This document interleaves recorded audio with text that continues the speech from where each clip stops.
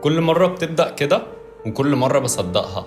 إنك تكون قاعد بالليل والجو هادي وصوت الدوشة اختفى والكلاكسات صوتها قل والدنيا ضلمت والسكون وصل لدماغك. زي كل ليلة بتقلب في السوشيال ميديا وقاعد بتسمع أغاني أو قاعد مع نفسك وتكون بتجهز للنوم، والهواء اللي بتتنفسه بيكون أتقل، وفجأة تجيلك الفكرة: هو أنا بعمل إيه في حياتي؟ الوقت ده بيكون سحري، أفكار كتير عمالة تجيلك، خطط لمستقبل مبهر،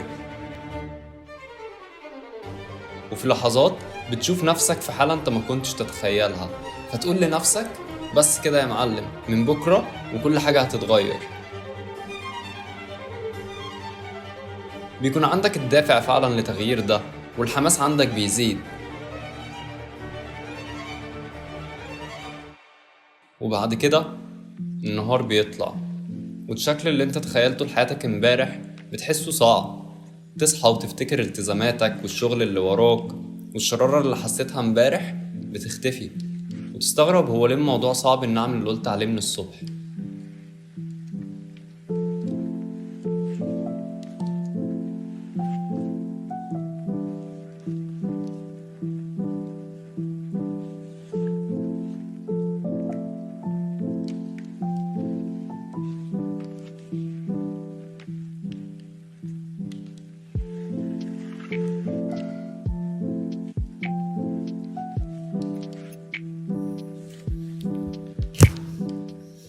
على فكرة دي طبيعة جسمك. في الليل لما الضغط بيقل مستويات الكورتيزول في الجسم بتقل، وكمان المشتتات بتقل.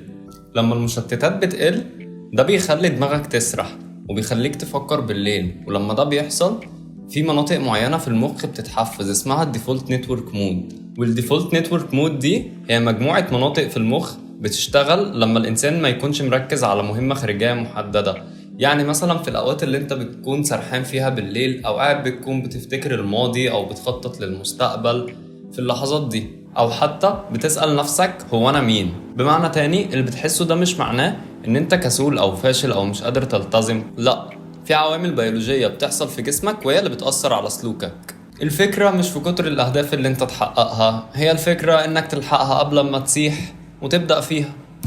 وطبعا ما تنساش تعمل لايك وسبسكرايب للشانل، وتكتب لنا تحت في الكومنتس ايه رأيك في الفيديو، هل المواقف دي برضو بتحصل معاك؟